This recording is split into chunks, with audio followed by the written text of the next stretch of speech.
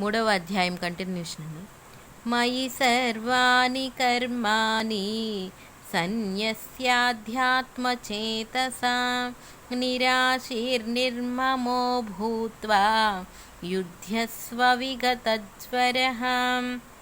సర్వకర్మలను నా యందు సన్యసించి అనగా ఫలమును నాకు అర్పించి మనస్సు నా యందు లగ్నమనరుచి ఆశను మమకారమును వీడి నిశ్చంతంగా యుద్ధమనర్పుము. ఏ మే మతమిదం నిత్యం అనుతిష్ఠంతి మానవాః శ్రద్ధావంతో న సూయంతః ముచ్యంతేతిపి కర్మభిః. ఏ మానవుడు నా యందు అసూయ లేక శ్రద్ధాభక్తులు గలవారై నేను ఉపదేశించిన ఈ సన్మార్గమును నిత్యము తమ దైనందిత జీవితములో అనుసరించుతురో వారు కర్మబంధముల నుండి విముక్తులగుదురు. ఏ త్వేతదభ్యసూయంతః నానుతిష్ఠంతి మే మతం సర్వజ్ఞాన విమూఢాంస్తాన్ విద్ధి నష్టాన చేతసః. ఎవరు నా యందు అసూయపరులై నా ఈ మార్గమును అనుసరించుతురో వారు ఎట్టి జ్ఞానము లేని మూఢులు, బొత్తిగా తెలివి లేని వారు నశించురనని ఎరుగుము.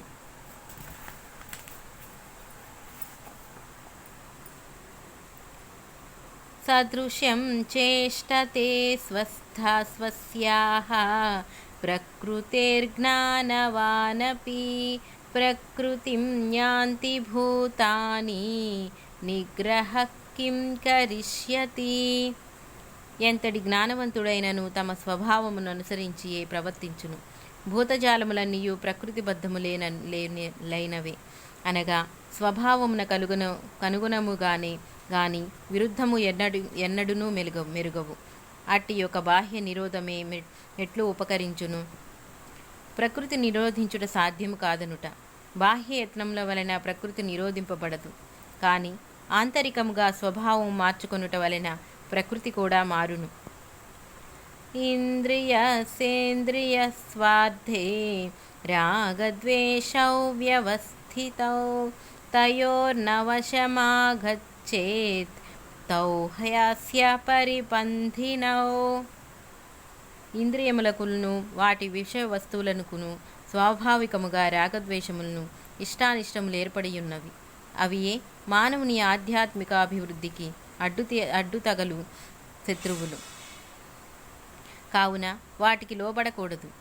జన్మాంతర సంస్కారమును బట్టి ప్రాపంచిక వస్తువుల యందు వ్యక్తుల యందు కూడా స్వాభావికముగా ఇష్టానిష్టములు ఏర్పడును. సాధకుడు ఈ రాగద్వేషములను లోబడక దృఢ మనస్కుడై తమ జీవితమును తాత్విక సిద్ధాంతములపై నడుపుకొనవలెను. లేనిచో సుఖ ద్వంద్వములకు బానిసలగును. శ్రేయాన్ స్వధర్మో విగుణః పరధర్మాత్వనుష్ఠితాత్ స్వధర్మే నిధనం శ్రేయః పరధర్మో భయావహః. తన ధర్మం ఎంత గుణహీనమునుగా అనిపించినను ఇతరులు ధర్మమును తానెంత చక్కగా అనుష్ఠింపగలిగినను పరధర్మము కంటే స్వధర్మమే మేలు. తన ధర్మం ఆచరించుట యందు మరణించినను మేలే. పరధర్మాచారణమును భయప్రదము. ఇచట ధర్మ శబ్దములను పెక్కు విధములుగా నిర్వర్తించును.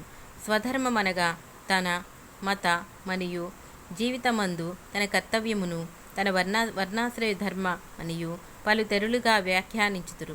ఇనియును సమంజసములే. ఏ అర్థము గ్రహించినను పరధర్మము సంసార భయ కారణము. స్వధర్మము మందే శీఘ్రముగా అభివృద్ధి కలుగును. పరధర్మాన్ని అనుసరించుట వలన పూర్వ సంస్కారములన్నీయు ఆపలదురొచ్చి నూతన సంస్కారములు అవలంబించుకొనుట యందు జన్మాంతరము వృధా కావచ్చును. లౌకిక విషయములను గణితము, సంగీతము, చిత్రలేఖనము మొదలగు విద్యా విషయములందే ఈ సిద్ధాంతము విస్పష్టముగా కానగును. ఇక ఆధ్యాత్మిక విషయములందు వేరుగా చెప్పవలెనా? 1. స్వధర్మ మన తమ మతము. ప్రతి వ్యక్తి యొక్క జన్మయు వారి పూర్వజన్మ కర్మయు అనుసరించియుండును. ఆ కర్మానుభవముల అనుకూలమగు వాతావరణమబ్బుటకై తగిన తల్లిదండ్రులను, దేశకాల పరిస్థితులను, కర్మదేవతలను ఏర్పడుతును. కనుక నరులు తాను జన్మించిన మతముందే తన సంస్కారములను అనుభవించుటయును, దృఢపరచుకొనుటయును, సుఖములను సుకరముగా నుండును. అన్యమతాల వలన జన్మాంతరము నుండి వచ్చు పూర్వ సంస్కారములన్నీ నిర్మూలించి కొత్త సంస్కారములను అలవర్చుకొని ఎందురు. దానికై ఈ జన్మాంతరము చాలక పునర్జన్మ ప్రాప్తించును. ఇదియే పరధర్మమును కలుగు గొప్ప భయము. పరధర్మము మంచిదే కావచ్చును, కానీ ఇతర మతస్థులకది భయహేతువు. 2. స్వధర్మం అనగా తన కర్తవ్యము. ప్రతి వ్యక్తి తన ప్రత్యేక పరిస్థితులను అనుసరించి కుటుంబ జీవితమందును, సాంఘిక జీవితమందును, వృత్తి వ్యాపారములందును ప్రత్యేక కర్తవ్యములు ఏర్పడి ఉండును. ఎవరి కర్తవ్యములను వారు సక్రమంగా నిర్వర్తించుట వలనని మానవ జీవితము సౌఖ్యప్రదమై ఉండును. వివిధ కర్మల యందు ఉచ్చ నీచ భావములను కల్పించుకొని తమ కర్తవ్యములను నెరవేర్చును. ఏవగించుచు పరుల కర్తవ్యములను తమపై వేసుకొని వాటిని చక్కగా నిర్వర్తించినను అది ముదావహము కాక భయావహమే అగును. ఇంటి కావలిని నిర్యోగం చేసి తటస్థముగా నుండా ఇంటి దొంగ దూరుట చూచి యజమానిని మేల్కొనుటకు ఒండ్రబెట్టిన గాడిదకెట్లు తీవ్రమగు దెబ్బలు తగులునో అట్లే ఇతరుల కర్తవ్యములను పైబెట్టుకున్న వారికి సంకటములను ప్రాప్తించును. ఆట యందు పాల్గొన్న అందరూ ఒకే స్థానంపై స్పర్ధించక తమ తమ నియమిత స్థానములందుండి చక్కగా ఆడినను ఆట ఆనందముదాయకమగును. జీవితము కూడా అట్టిదే. ఎవరి కర్తవ్యములను వారు సక్రమంగా నిర్వర్తించవలెను. ఈ దైనందిక కర్తవ్యములను వైదిక ధర్మమందు, వ్యక్తి జీవితంలో ఆశ్రమ ధర్మములనియు, సాంఘిక జీవనములలో ధర్మములనియు వ్యవహరించబడును.